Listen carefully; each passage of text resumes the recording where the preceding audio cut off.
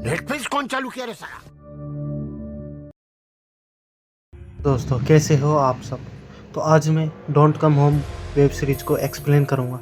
तो ये web series काफ़ी अच्छी होने वाली है, इसे वीडियो को पूरा देखें। कहानी की शुरुआत में हम एक छोटी बच्ची को देखते हैं। उसके घर में किसी के चिल्लाने की आवाज़ आ रही होती है, इसलिए उसकी नींद टूट जाती है। वह चिल्लाकर अपनी माँ रानी को बुलाती है, लेकिन जब उसकी माँ आई तब उसके कमरे का दरवाज़ा अपने आप बंद हो चुका था।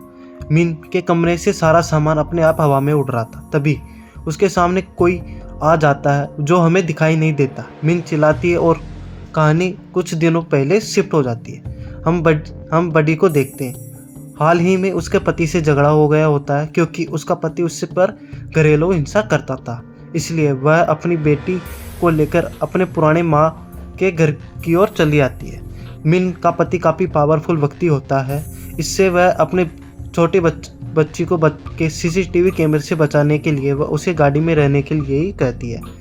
रास्ते में वह एक स्टोर में खाना खाने का कुछ सामान लेने जाती है, लेकिन यहाँ तक वह भी सतर्क रहती है कि कहीं उसका चेहरा सीसीटीवी कैमरे में ना आ जाए।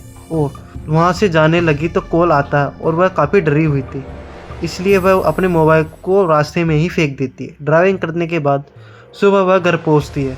घर काफ़ी सुनसान था, क्योंकि यह उसके ग्रैंडफादर के टाइम का घर था। घर के अंदर हम झूमर लगे और देखते हैं, जो कि काफ़ी समय पहले गिर चुका था। अपने बचपन वाले कमरे में चली जाती है, तभी दरवाजे पर कोई आता है। जब वह बाहर जाती है तो वह उसका केयर टेकर नाट्य होता है।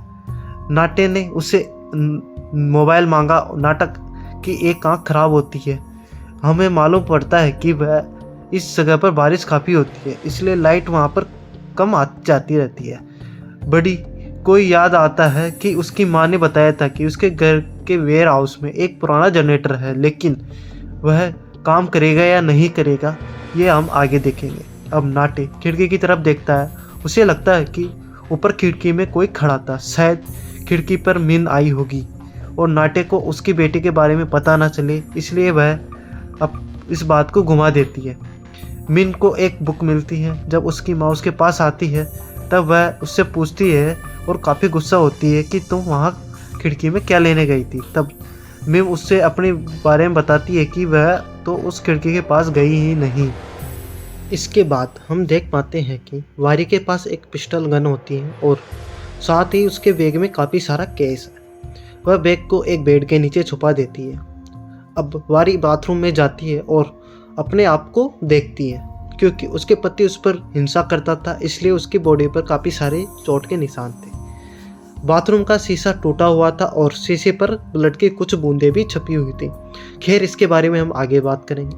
अब हम रात का समय देखते हैं। रात के समय बारिश हो रही होती है और मीन एक कमरे के बाहर खड़ी हो जाती है। कमरे पर ताला लगा हुआ था। तभी उसकी माँ वहाँ आ जाती है और उसकी बातों से हमें पता चलता है कि वारी की माँ ने भी कभी वारी को इस कमरे के बारे में कुछ नहीं बताया और ना ही कभी इस कमरे के अंदर जाने दिया। अगले सीन में हम खाना खाते समय वहाँ पर बिजली चली जाती है और मिन अपनी माँ के पीछे एक बड़े साये को देखती है और देखकर वह काफ़ी डर जाती है।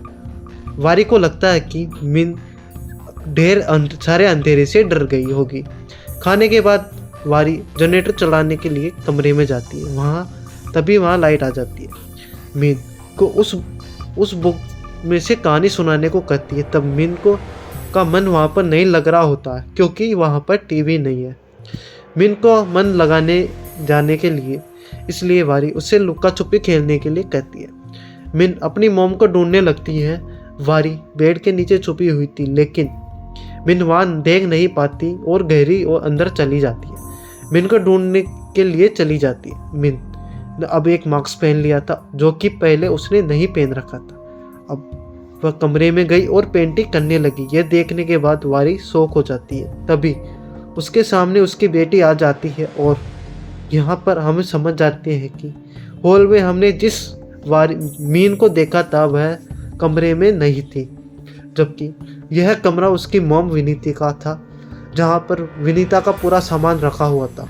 वहाँ पर वारी को अपने बचपन का सामान भी मिलता है, वारी को वहाँ पर कुछ पेपर डॉल मिलती है जिसके साथ अक्सर वह खेला करती थी। मिन को बोर्ड पर काफ़ी पसंद आती है जिन्हें वह अपने पास रख लेती है। लेकिन अगले दिन वारी इस लड़की को देखती है और वह तुरंत गायब हो जाती है। वारी को लगता है कि उसे भ्रम हो रहा है, वह इस पर ध्यान नहीं देती। इसके बाद वारी मिन को लेकर पास ही के बीच पर उसे ले जाती है। वारी की मॉम भी बचपन में उसे यहाँ पर लाया करती थी। इसी बीच नाट्य का कॉल वारी को आता है। वारी नाट्य से पूछती है कि क्या किसी का घर उस घर के आसपास तो नहीं, क्योंकि उसे लगता है कि उसके घर के आसपास किसी और का भी घर है। इसी पर नाट्य कहता है कि सबसे पास नाट्य उसका खुद का ही घर है। लोग यहाँ पर आना पसंद नहीं करते क्योंकि लोगों के मुताबिक यह घर हॉन्टेड है। अब वारी मिन को लेकर वापस घर आ जाती है। तभी मिन को लगता है कि कोई पेड़ के पीछे से उसे देख रहा है, लेकिन वह इस बात पर ध्यान नहीं देती। मिन वहाँ पर रहने के लिए नहीं चाहती थी, लेकिन वारी की भी मजबूरी थी। यह समझाकर वह उसे घर के अंदर रहने को कहती है। अब वारी अपनी मॉम का सामान चेक कर रही होती है, तभी उसे वैसा ही मास्क मिलता है जैसा उस लड़की ने पहन रखा था। वह कुछ सोचती रहती थी, तभी मिन उसके पास आ जाती है। इस कहानी को आगे हम अगले वीडियो में एक्सप्लोर करेंगे। धन्यवाद। प्लीज़ चैनल सब्सक्राइब जरूर करें।